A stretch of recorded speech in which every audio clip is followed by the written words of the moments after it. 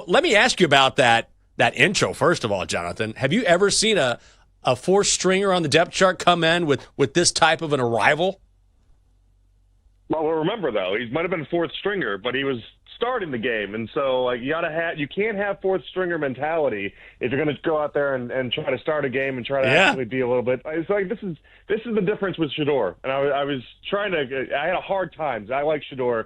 And on Friday, as we're like basically breaking down the entrance, I was trying to explain to people that like this is Shedeur in a nutshell. Like, he's different. He's always been a little different. But I think that's kind of what makes him in many ways, is that nobody else would have done that as a fourth stringer. But he doesn't think of himself as that. He can't think of himself as that. And maybe that's why it worked out for him on Friday night.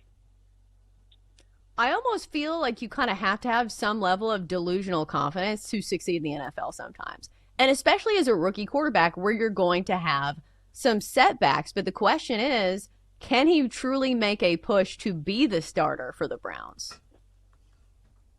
So I think week one's out of the question. I do. I don't think he's going to be able to overcome enough to be able to start week one. And you know what?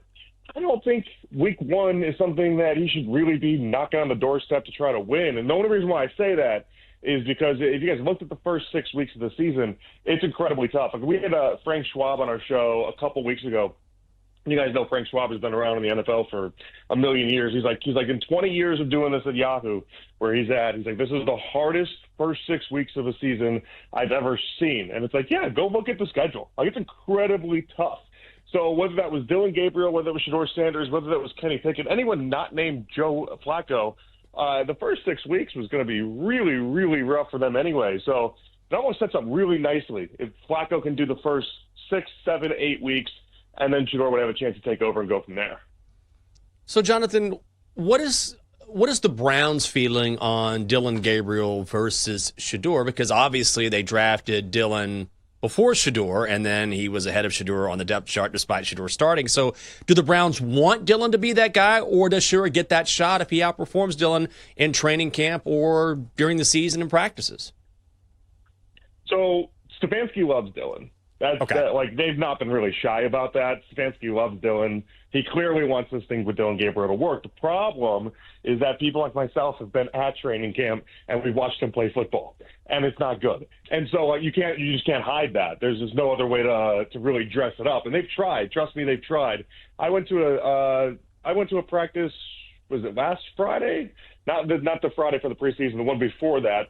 And Dylan was 3 of 14 throwing, and it was every time you looked up, the ball was hitting the ground. And it was an incredible display of just not being it. And we know this, right? Dylan Gabriel, he was good in college. And I'm not trying to take anything away from him, but there was a reason why he was projected to be a 6th or 7th round pick to begin with anyway. But there's something Stefanski liked about him. I don't see it. I have a hard time seeing it. But yeah, they do really like him. So that's the weird part of this.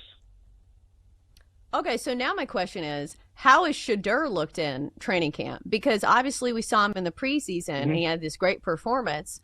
So why is he number 4 on the depth chart? Like, what has he looked like in training camp? Has it been different? So yeah, good question. He's been good. He isn't. So when I've seen Flacco's been the best, then it's been Shedeur, and Pickett really hasn't even played enough to even be able to gauge. He just hasn't. He's been injured more than he's been actually doing things. But what I say about Shedeur is Shedeur's been consistent. That's the part that I've liked the most about Shedeur in all these practices. Does he have days where he goes 10 for 11? Yeah, he does. But he doesn't have days where he goes 3 for 14 like Dylan Gabriel does. I can't remember a Shedeur Sanders day where everyone left and was like, boy, did he stink it up today. Like, that just doesn't happen with him. And so I'd say the consistency is kind of what separated himself for me just watching. And that, like, day in, day out, it looks good. And so the difference, though, in what the Browns have been trying to preach to us is all things that we can't actually judge, which I think is really convenient, by the way. But it's all about him getting stuff ready before the play actually gets snapped. And then when the play is there, they're like, he's good and all that. But it's all before the play. It's a lot of pre-snap stuff. And they're not even being shy about basically saying that Shermer, the offensive coordinator, at Colorado, and then Dion just didn't do enough to get him prepared for the NFL level. But for some reason, they keep pushing this idea that Dylan Gabriel's like leaps and bounds better in that area, like the processing area, the getting things ready before the snap happens. I'm like, all right, whatever. If that's what you want to sell us. We're talking with Jonathan Peterlin. He is a host on the Afternoon Drive on 92.3 The Fan in Cleveland. Find him on X at @JPeterlin. So, Jonathan, where does this leave? I hate to even ask this question. Like, where does this leave Deshaun Watson? Is he just going to sit out and make money, and then that's the end of it? So, hopefully that's just the end of it. Yeah. You know, you never know. That's the hard part about this. So, like, the way the contract is set up, Browns realistically can't get out of it until about March of 2027. So, like, that's just kind of where they're at right now. Now, you can tell Deshaun is going to want to try to get out there and put some tape on and try to get himself ready to maybe even do this in a different team and a fresh start when the whole Browns contract is up. From what I've been told is that he'll be healthy at some point throughout the season, and you just can't take anything away. Like, think about it. Like, when Deshaun got married a few weeks back, Jimmy Haslam, the Browns owner, was at the wedding. Like, it's not as if like a lot of these people around the Browns hold like an extreme animosity towards Deshaun and a bunch of hatred or something. Like, I can't believe that we traded for you and you stunk and no, like, they don't really look at it that way. How I look at it is pretty simple. The man is way too injured and not good at football, so I wouldn't throw him out there at all. But if, you've seen this camp for the Browns already. They're already called up Snoop Huntley, got him back. And so, like, you know how this works. Like, sometimes you just need quarterbacks. So, like, do I think that he'll play at some point this season? No, I don't. But it's also the Browns. And I've seen them go through 6 different quarterbacks in a year. And so if you happen to get to number 4, 5, 6 because of injuries or whatever other reason, then it's on the table that he does play a game this year. Ugh.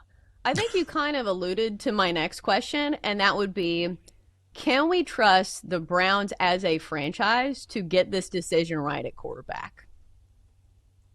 So I just need Shedeur, and this is me just speaking as a fan more than anything here, and somebody that doesn't want to waste my Sundays every single week because you guys know how this works.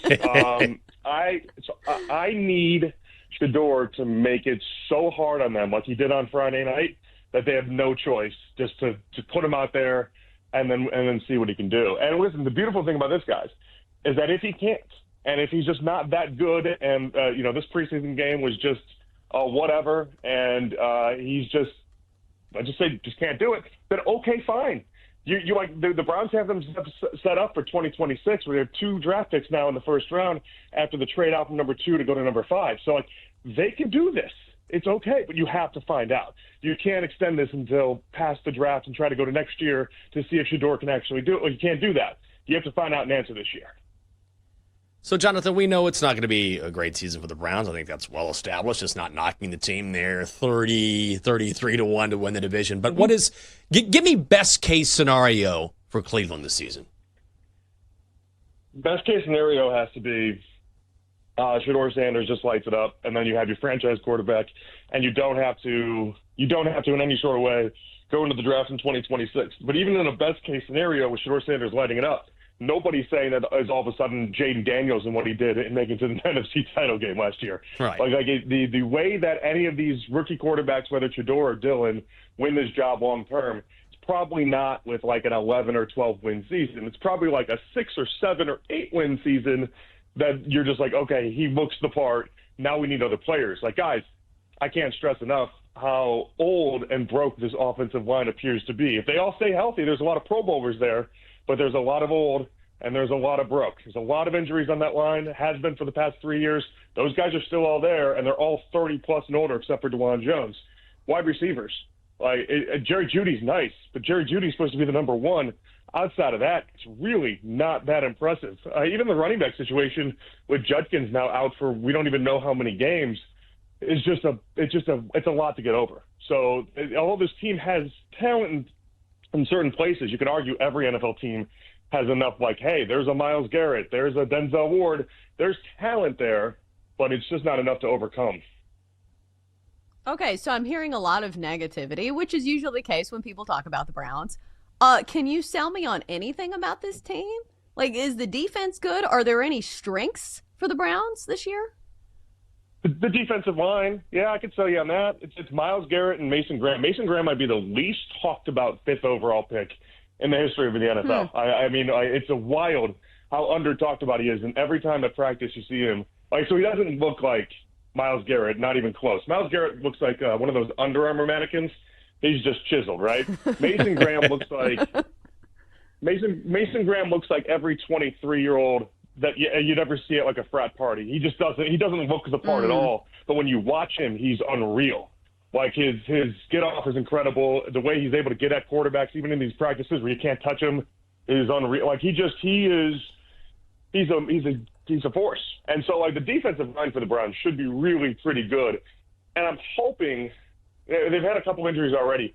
I'm hoping that Jim Schwartz has them back to where they were closer to 2 years ago than where they were last year. Last year they just took a major step back, but it was hard because the offense was so bad the defense really never even had a chance.